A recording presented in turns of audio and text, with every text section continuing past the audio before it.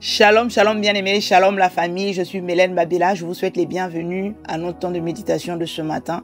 Nous allons prendre le temps de rendre grâce à Dieu pour ce jour, pour la vie qui nous a été renouvelée. Père, nous te sommes reconnaissants, nous te disons merci, merci pour ce jour nouveau, sujet de joie pour nous. Nous te rendons grâce, Seigneur, pour ce cadeau que tu nous fais en ce jour, le cadeau de la vie, Seigneur. Nous croyons qu'en renouvelant le souffle de vie en nous, tu as renouvelé tes bontés, tu as renouvelé tes grâces, tu as renouvelé tes faveurs dans nos vies, dans nos familles. Voilà pourquoi nous voulons nous arrêter, Seigneur, pour t'exprimer notre reconnaissance. Nous ne sommes pas de ceux-là qui sont ingrats, mais nous sommes des enfants reconnaissants. Voilà pourquoi, Père, nous te disons merci. Merci pour tout ce que tu fais, ce que tu vas encore faire en ce jour et ce que, Père de gloire, tu as déjà fait dans nos vies. Béni sois-tu pour ta fidélité, pour ton amour, pour tes bontés, pour tout ce que tu fais, Seigneur, dans nos vies, dans nos familles. Merci pour ce moment dans ta présence. Merci pour ton esprit qui nous enseigne. Merci pour ta parole, Seigneur, qui est véritablement la nourriture qui va nous nourrir encore ce matin, Père. Que toute la gloire, Seigneur, te revienne. Au nom de Jésus, Amen. Shalom, shalom bien-aimés, je vous souhaite une fois de plus les bienvenus à notre temps de méditation de ce matin. Nous allons lire notre passage d'introduction qui se trouve dans Ésaïe au chapitre 55, verset 11. « Ainsi en est-il de ma parole qui sort de ma bouche, elle ne retourne point à moi sans effet, sans avoir exécuté ma volonté et accompli mes desseins. » En méditant bien-aimés sur ce passage, nous comprenons que la parole de Dieu ne sort pas en vain. La parole de Dieu sort, pourquoi? Pour accomplir une mission, pour exécuter quoi? La volonté de Dieu, accomplir ses desseins. La parole de Dieu vient pour un but dans ta vie. Et tant que ce but n'est pas atteint, sans que cette mission n'est pas accomplie, la parole ne peut pas retourner. En méditant, en fait, tu comprends que chaque parole que Dieu te donne s'accomplit. Ça doit s'accomplir parce qu'elle ne sort pas comme ça, en vain. Mais elle sort pour un but. Mais le but doit s'accomplir. Donc toi, quand tu reçois une parole, dis-toi, Dieu a parlé, ça va s'accomplir. Mais notre pasteur nous dit souvent qu'il est plus facile de voir les chrétiens qui croient en Dieu. Par contre, il est difficile de trouver des chrétiens qui font confiance en Dieu, qui ont confiance en Dieu. Là, tu peux te dire, mais c'est la même chose. Non. Bien aimé, tu crois en Dieu. Voilà pourquoi tu vas à l'église, tu poses des actions pour Dieu, tu sers peut-être dans ton église, tu fais des choses pour Dieu. Tu donnes la dîme, tu fais ce que tu dois faire parce que tu sais que Dieu existe. Tu pries, tu chantes, tu fais tout ça parce que tu sais qu'il y a Dieu. Je vais prier parce que Dieu m'entend. Mais faire confiance en Dieu, c'est vraiment autre chose. Même le dictionnaire dit faire confiance en une personne, c'est quoi? Se fier entièrement en une personne. Donc, faire confiance en Dieu, c'est se fier entièrement à Dieu. La confiance, c'est une attitude intérieure, bien-aimée, que personne ne voit, mais qui est à l'intérieur de toi, du plus profond de toi. C'est un état intérieur derrière une personne et sa parole. C'est un état de lâcher prise qui te rassure, comme une paix intérieure. Quand cette personne parle, il n'y a pas de résistance à l'intérieur de toi. Quand cette personne parle, il n'y a pas de rébellion. Tu ne réfléchis même pas, tu es rassuré. Quand elle te donne sa parole, cette personne, tu es en paix. C'est de ça qu'il s'agit. Nous avons été enfants, nous voyons même jusqu'aujourd'hui comment les enfants fonctionnent. Les enfants, quand tu donnes une promesse à un enfant, l'enfant t'écoute, l'enfant croit en ta parole. L'enfant qui ne réfléchit pas. Là, je parle des enfants qui n'ont pas encore commencé la logique à réfléchir. Les enfants qui sont en état où ils sont simples. Ils prennent juste les choses telles que tu le lui dis. Tu dis quelque chose, l'enfant prend. Il garde. Tu lui dis en rentrant du travail, ma fille, on va aller faire du shopping. Je t'assure qu'elle va t'attendre devant la porte. Elle va même pas réfléchir comment tu vas faire. Est-ce que tu auras de l'argent? Est-ce que tu seras fatigué en rentrant du travail? Est-ce que tu vas reporter? Non, elle est prête à prêter devant la porte. Elle t'attend. Dès que tu sonnes, elle sait que c'est toi. Le shopping. Parce qu'un enfant prend ce qu'on lui dit. Tu dis à un enfant quelque chose, l'enfant croit. L'enfant te fait confiance. Derrière ça, c'est la confiance qu'un enfant te fait. Parce que l'enfant te fait confiance, croit en ta parole. Mais cette confiance-là, c'est une attitude intérieure. C'est une attitude intérieure de paix. Elle est rassurée. Elle n'a aucun doute. Elle ne se pose pas de questions. C'est la même chose. C'est la même chose que Dieu attend de nous. En tant qu'enfants de Dieu, nous devons développer cette attitude. Le Seigneur Jésus dira dans Matthieu 18, verset 3, « Je vous le dis en vérité, si vous ne vous convertissez et si vous ne devenez comme les petits-enfants, vous n'entrerez pas dans le royaume des cieux. » Comme les petits-enfants, nous devons devenir comme les petits-enfants. En tout cas, sur ce point-là de confiance en Dieu, nous devons prendre l'exemple sur les enfants. Dans leur innocence, les enfants ont confiance en la personne qui leur parle. Ils ont confiance. Toi aussi, toi et moi, nous devons développer cette attitude comme les enfants. Quand tu as une attitude d'enfant, quand tu fais confiance en Dieu, totalement, entièrement, tu ne résistes pas, tu ne te rebelles pas, tu ne logiques pas. Tu es focalisé sur, en te disant, je lui fais confiance, je me sens bien. Quand il parle, je suis rassuré. Je n'ai pas besoin de lui demander des signes, même si ça traîne. Je sais qu'il a parlé. Je sais que sa parole n'est pas sortie en vain. Sa parole est venue pour accomplir une mission. Sa parole est venue quoi? Pour un objectif précis. Et cet objectif, tant qu'il n'est pas atteint, cette parole ne va pas retourner. Ça veut simplement dire que ce pourquoi cette parole est sortie va s'accomplir. Alors je suis là, je suis en paix, je suis rassuré. Folie pour les humains, comme dit la parole de Dieu. Parce que quand tu vas commencer à croire, tu es en paix, parce que tu fais confiance en Dieu, tu ne paniques pas, tu ne t'agites pas, tu sais qu'il a parlé, tu sais que tu lui fais confiance, tu as la confiance en la personne qui a parlé.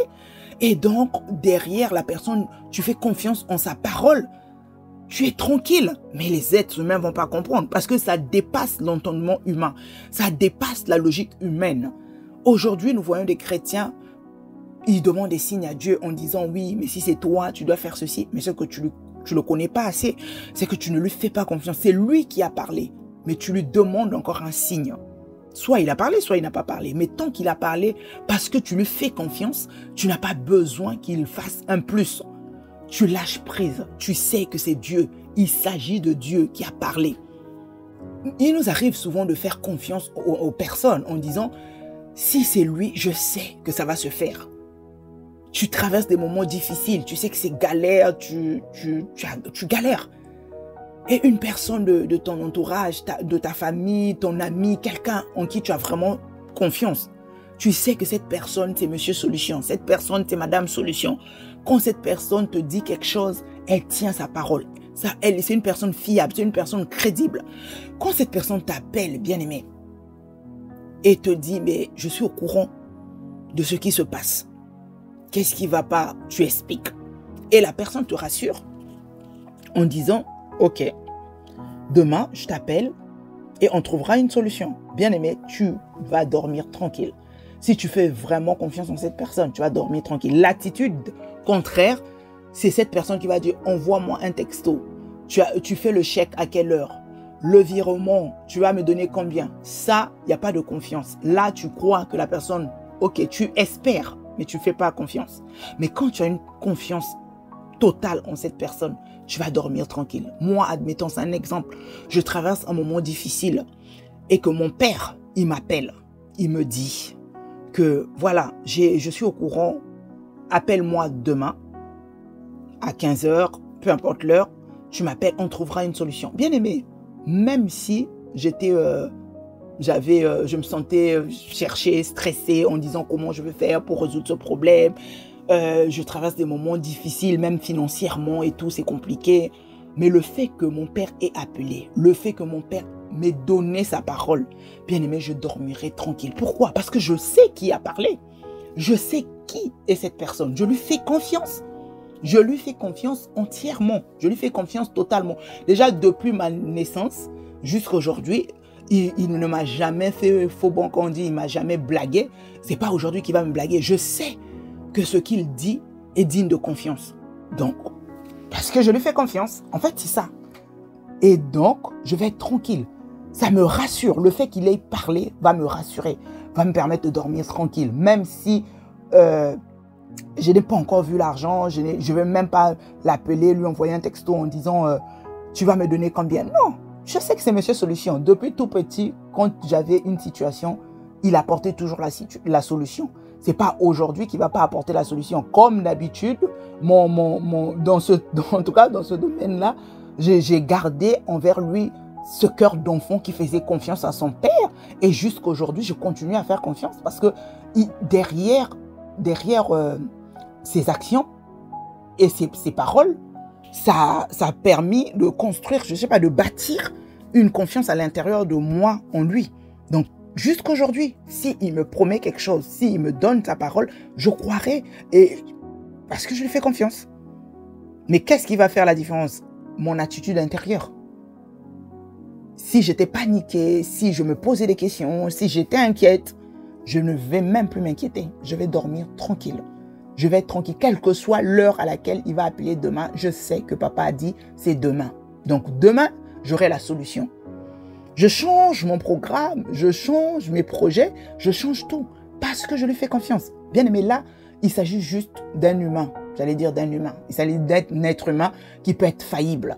Mais combien de plus fortes raisons Dieu? Quand tu fais confiance en Dieu, tu dois sentir à l'intérieur de toi, au-delà de dire je crois en Dieu, voilà pourquoi je prie. Non, je prie parce que j'espère qu'il va exaucer. Non, bien aimé, quand tu lui fais confiance, tu sens un lâcher-prise. Tu sens que tu lui as consacré ta vie. Tu sens qu'à l'intérieur de toi, il n'y a pas de doute. Tu sens qu'à l'intérieur de toi, tu ne te poses aucune question. Tu sais que c'est lui qui a parlé. Je lui fais confiance. Tellement tu lui fais confiance que il y a un lâcher-prise à l'intérieur de toi. Il y a une paix intérieure. Tu te sens bien. Tu es rassuré parce qu'il s'agit de Dieu. Tu lui fais confiance. Le Seigneur dira dans Marc 11, au verset 23, « Je vous le dis en vérité, si quelqu'un dit à cette montagne, ôte-toi de là et jette-toi dans la mer, et s'il ne doute point en son cœur, mais croit que ce qu'il dit arrive, il le verra s'accomplir. » Ce qui est important ici, s'il ne doute point en son cœur, mais il croit que ce qu'il dit arrive, il le verra s'accomplir. Bien aimé, quand tu as confiance en une personne, quand la personne parle, il n'y a aucun doute à l'intérieur de toi. Il n'y a aucun doute. Tu ne te poses aucune question. La rébellion, la résistance, le doute, toutes ces choses arrivent quand on croit en Dieu, mais on ne lui fait pas confiance. Parce que quand tu fais, j'ai pris l'exemple avec un être humain, quand tu fais confiance en une personne, non, ces choses-là ne peuvent pas résister, ne peuvent pas rester à l'intérieur de toi. Tu ne réfléchis même pas. Tu ne réfléchis même pas à une autre option. Tu ne réfléchis même pas. Tu sais qu'il a parlé. Tu es conscient qu'il a parlé. C'est comme une conviction intérieure qu'il va faire ce qu'il a dit. C'est ça la confiance. Donc, dans ce cas-là, ça implique quoi? Le lâcher-prise, ça implique que tu n'as aucun doute. Tu n'as aucune résistance. Tu ne raisonnes même pas. Il n'y a aucune logique à l'intérieur de toi. Tu ne réfléchis pas. Tu es tranquille. Tu attends juste qu'il fasse parce qu'il a dit. C'est simplement ça. Nous avons des exemples de personnes qui ont fait totalement confiance en Dieu dans la Bible. Il y en a tellement. Mais pour en citer que deux, je vais prendre l'exemple de Moïse. Moïse, devant la mer Rouge, il y avait des Égyptiens derrière avec les enfants d'Israël. Devant la mer Rouge, qu'est-ce que Dieu lui dit? Qu'as-tu, Moïse? Moïse dit, j'ai un bâton. Il lui dit quoi? Étends ta main et fends la mer. Bien aimé, avec la logique humaine, tu vas réfléchir, tu vas dire, mais quand même, Dieu, fais un miracle, nous avons besoin de toi. Derrière, nous sommes en danger. Devant, il y a un obstacle. Toi, tu dois faire quelque chose. Mais comment moi, je vais étendre ma main, moi, Moïse? Et qu'est-ce qui peut se passer? Il pouvait réfléchir, il pouvait avoir de la logique humaine. Mais Moïse a enlevé toute cette logique humaine. Moïse n'a même pas réfléchi, il n'a même pas raisonné. Il n'y a pas eu de résistance. Il sait de qui il s'agit. Il avait confiance en la personne qui avait parlé. Il n'a fait que quoi? Exécuter. Il a dit, comme c'est lui, je lui fais confiance. Je sais que c'est le Dieu Tout-Puissant. Je sais qui il est. Je connais ses actions. Je sais ce qu'il est capable de faire. Alors, s'il me dit ça, moi, Moïse, je fais ce qu'il me demande de faire. Moïse a fait quoi? Il a étendu sa main et il a fondu la mer. Bien aimé, c'est de ça qu'il s'agit. C'est la confiance. Arriver à une confiance à ce niveau-là. Bien aimé, vous croyez que Moïse, avec les enfants d'Israël qui faisaient du bruit, qui étaient en panique, Moïse aussi pouvait se dire, mais je serais ridicule, mais si rien ne se passe. Il pouvait raisonner. C'était un être humain. Il pouvait aussi dire, mais c'est une folie. Mais c'est ça, bien aimé, quand tu arrives à un niveau où quand Dieu a parlé, quel que soit le temps que ça prend, tu ne regardes pas ce qui se passe autour de toi. Tu ne regardes pas à la vie des autres. Tu ne te sens pas en retard, mais tu sais qu'il t'a dit que ça va se faire. tu es tranquille, tu es rassuré. Tu sais que c'est lui qui a parlé. Oui, ça va paraître folie pour les humains parce que les êtres humains, ils vont réfléchir, ils vont utiliser leur logique en disant mais c'est pas logique. Aujourd'hui même les chrétiens le disent. Hein. Non, il faut quand même une logique. Il y a quand même une logique à mettre en place. Ça n'a même pas de sens. Mais ça n'a pas de sens humainement parlant. Mais pour Dieu, imagine-toi quelqu'un qui est devant la mer Rouge, bien aimé. Il n'y a aucune logique. Rien ne peut se faire humainement, mais Dieu est tout puissant. Dieu est capable de tout. Rien ne lui est impossible. Tu le sais, bien aimé. Alors quand tu as cette confiance-là, tu es tranquille. Les êtres humains vont parler. Les gens vont dire, mais le temps passe, Dieu, mais ton Dieu, tu sais qu'il a parlé. Tu sais qu'il a parlé. Tu lui fais confiance entièrement. La confiance t'emmène à être tellement rassuré. Là où les gens sont paniqués, toi, tu n'as aucun trouble. Tu as une paix intérieure parce que tu es convaincu de la personne. En fait, tu es convaincu que lui, quand il parle, ça va se faire. C'est ça. C'est au-delà de te dire, ah, il va exaucer ou il va pas exaucer. Est-ce que je lui demande un signe? Est-ce que comment il va faire? Tu commences à chercher, tu vois, ah, peut-être c'est lui le conjoint. Quand tu veux chercher le plan B, tu veux aider Dieu. Non. Si tu arrives à ça, c'est que tu n'es pas encore au niveau de la confiance totale. Quand tu as confiance en une personne, bien aimé, tu ne cherches pas une solution. Si je retourne à mon exemple que j'ai pris sur mon père, si mon père me dit la solution c'est demain, je ne vais plus appeler mon grand frère, je ne vais plus appeler, je ne vais plus demander à mon mari ou à quelqu'un d'autre en disant il faut trouver encore une solution. Je sais que papa il a parlé. Quand il a parlé, monsieur solution, monsieur a toujours solutionné les situations quand il s'engage. Alors je ne remets pas en question sa parole. Je ne vais pas chercher une autre solution parallèle.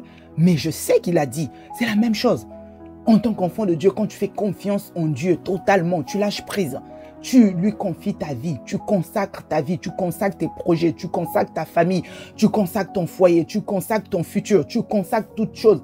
Tu dors tranquille parce que tu sais que c'est entre ses mains. Tu sais de qui il s'agit. Tu as confiance en lui. Tu te fies en lui. C'est comme quand tu fais confiance en une personne, ta carte bleue, tu peux l'oublier chez cette personne. Tu n'es pas paniqué parce que tu sais que tu lui fais confiance. Tu sais que c'est une personne fiable. Tu sais que c'est une personne digne de confiance. On le dit, même avec les êtres humains. Oh non, lui, oh, ma carte bleue peut même faire des mois là-bas. Hein. Je sais que rien ne peut se passer.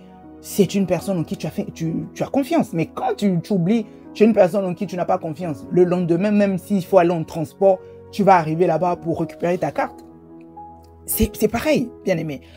Nous devons développer cette attitude intérieure de quoi? Faire confiance en Dieu. Maintenant, tu peux te dire, oui, je veux bien, mais comment? Tu sais, on fait confiance en une personne simplement parce qu'on connaît la personne. Tu ne peux pas faire confiance en une personne si tu ne connais pas cette personne. Donc, cette attitude de confiance-là, tu ne peux la développer que quand tu connais la personne. Mais comment tu peux connaître une personne? Tu connais une personne comment? Au travers de sa parole et ses actions. Eh oui.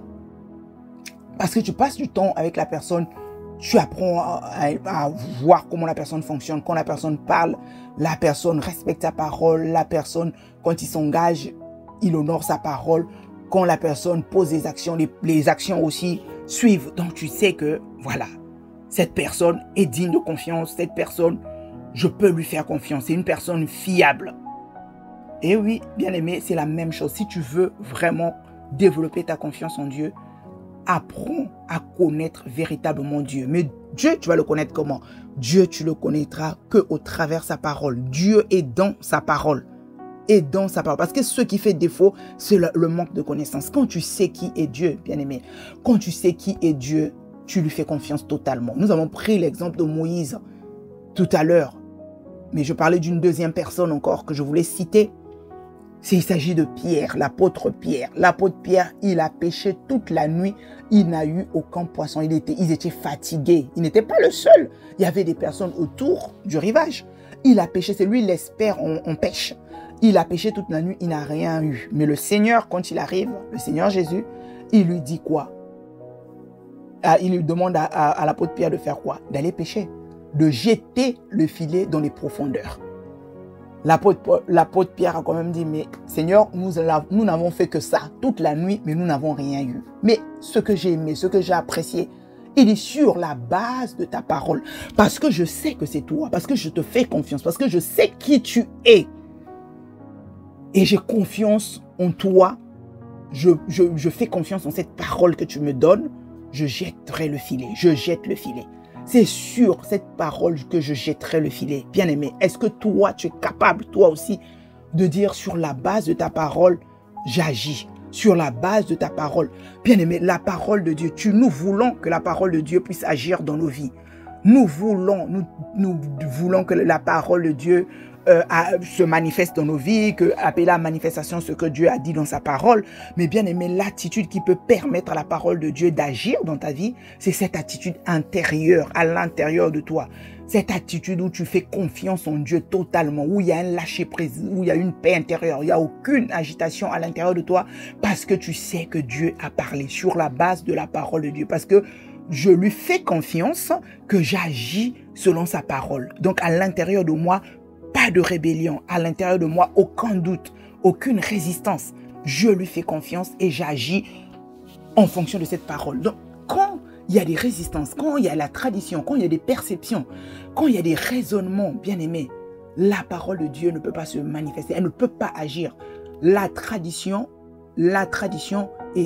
freine la parole de Dieu, freine la manifestation de la parole de Dieu.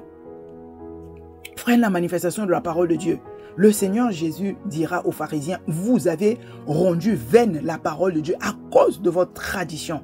Donc bien aimé, arrête de t'accrocher à des opinions, aux croyances, aux modes de pensée, même religieux, qui sont contraires à la parole de Dieu. Ça ne t'emmène nulle part. Prends le temps de désirer vraiment la parole de Dieu. Accepte cette parole. Cherche à la connaître. Cherche à faire asseoir la parole de Dieu à l'intérieur de toi.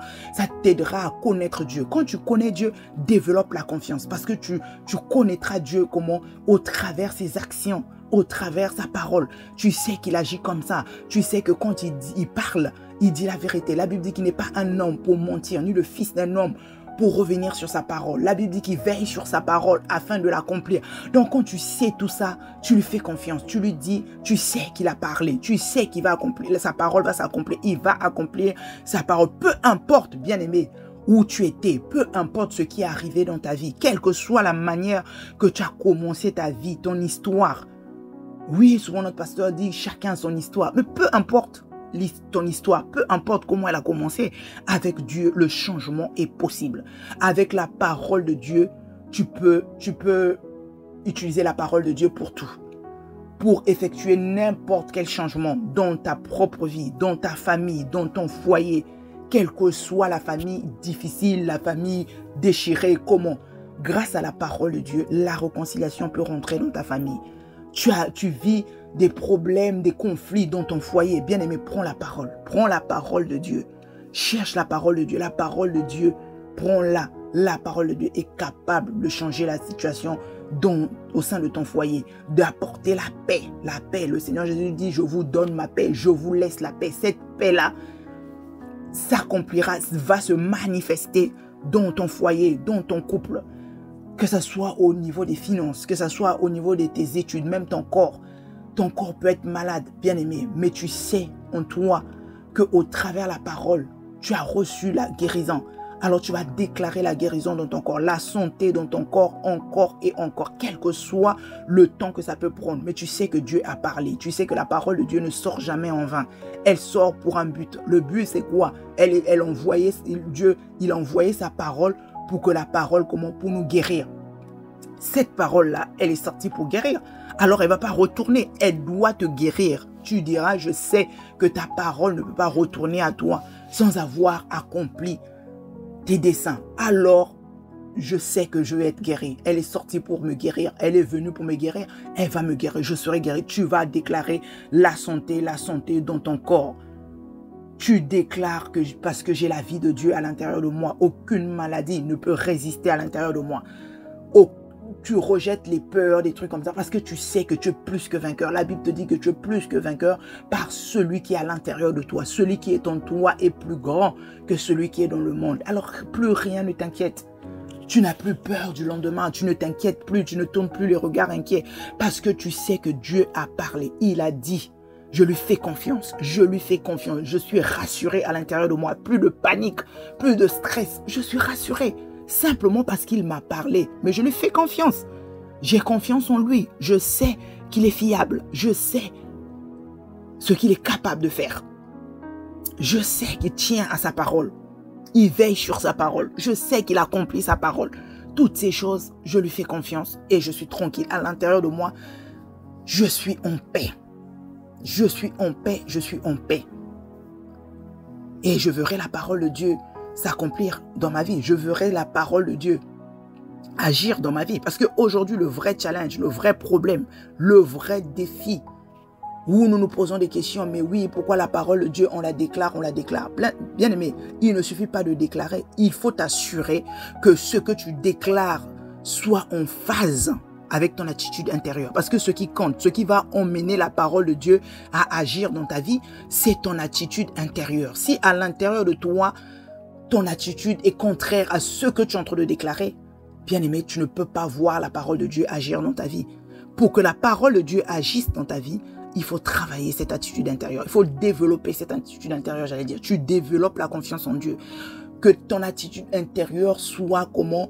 Conforme à la parole de Dieu. Conforme à la parole de Dieu. L'attitude intérieure, ta manière de penser, ta mentalité à l'intérieur de toi. Voilà pourquoi on ne nous parlera jamais assez du renouvellement de notre manière de penser, de notre mentalité, notre état d'esprit. Il faut que notre état d'esprit soit conforme à la parole de Dieu. Quand Dieu te dit tu es guéri, comment te vois-tu à l'intérieur? Quelle est l'image que toi tu gardes à l'intérieur de toi? Est-ce que tu te vois toujours en mauvaise santé ou tu te vois en bonne santé? C'est quand les deux sont en phase que ça fonctionne.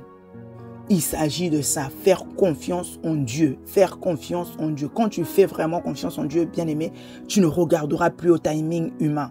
Tu ne regarderas plus au temps, oh non, le temps est passé, j'ai assez attendu. Non, tu sais que Dieu a parlé. Et sa parole doit s'accomplir parce que sa parole est sortie pour un but. Tu es tranquille, tu es rassuré. Tu es en paix. Tu ne t'agites pas. Tu ne cherches pas de plan B, de plan C. Tu ne cherches pas de signe. Tu ne demandes pas à Dieu si c'est toi. Mais c'est que ce n'est pas lui. Si tu sais qu'il a parlé, tu es tranquille. Tu es tranquille. Ça apporte l'assurance. Ça apporte, tu lâches prise. Ce n'est plus ton problème. Le problème sort de ta tête parce que tu as confié à Dieu. Tu as confié ta famille entre les mains de Dieu, comme nous disons. Mais pourquoi ta famille reste tes soucis? Le sujet qui te fait tourner la tête. Tu as confié ta vie entre les mains de Dieu, bien-aimé. Mais pourquoi tu t'inquiètes encore pour ta vie? C'est que tu ne lui fais pas assez confiance. Apprends à lui faire confiance, tu verras la paix que ça apporte. Tu verras que tu seras tranquille. Tu ne regarderas plus à que diront-on. Les avis des êtres humains ne comptent, ça ne va plus compter pour toi. Mais ce qui va compter, c'est parce qu'il a parlé. Moi, j'ai confiance en lui. Je suis tranquille, je lui fais confiance. Nous allons rendre grâce à Dieu pour sa parole. Père, nous te sommes reconnaissants, nous te disons merci. Merci pour ta parole. Ta parole est la vérité qui nous fait du bien. Ta parole endommage l'ignorance à l'intérieur de nous et nous emmène à avoir la connaissance, Seigneur. C'est cette parole qui nous permet de nous conduire, Seigneur, comme il se doit.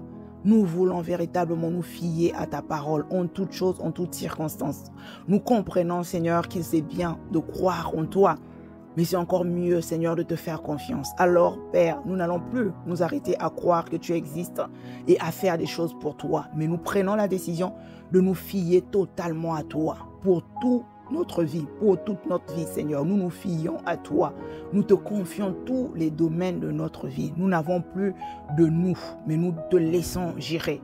Ce n'est plus notre vie, mais c'est ta vie, Seigneur. Nous te confions notre vie totalement consacrée à toi, dans tous les compartiments au nom de Jésus. Nous te laissons nous diriger, nous te laissons nous conduire, nous te laissons nous enseigner, nous te laissons nous éduquer, Seigneur, au travers de ta parole. Parce que tu n'es pas un homme pour mentir, Seigneur. Ce que tu dis est la vérité. Tu nous parles de ta parole, Seigneur, quel que soit ce que ça a pris comme ampleur, quel que soit le temps que nous avons mis à attendre. Nous croyons que ta parole ne peut pas retourner à toi sans avoir accompli ce pourquoi elle est sortie. Voilà pourquoi nous prenons la décision, Père, de ne plus nous inquiéter, de ne plus nous lamenter, même si nous passons par le feu. Nous croyons, comme tu l'as dit, que le feu ne peut pas nous consumer. Voilà pourquoi dans le feu, nous sommes en paix, parce que tu es avec nous chaque jour. Tu ne nous délaisses point, tu ne nous abandonnes point, quel que soit ce qui se passe, quelles que soient les turbulences, quelle que soit la tempête dans la barque de nos vies. Père, nous savons que tu es présent, tu es présent, tu es présent par ton esprit chaque jour. Tu es avec nous, tu prends soin de nous, Seigneur. Voilà pourquoi nous refusons d'avoir peur de notre futur. Nous savons que notre futur est entre tes mains. C'est toi qui as des projets de paix pour nous, Seigneur. Tu nous donnes un avenir et de l'espérance. Sur la base de cette parole, nous déclarons que plus d'inquiétude pour le lendemain, parce que notre destinée est assurée en toi au nom de Jésus. Nous croyons véritablement que tu es notre berger. Voilà pourquoi nous déclarons que nous ne manquerons de rien. Nous ne manquerons de rien au nom de Jésus. Ni la paix, ni la joie.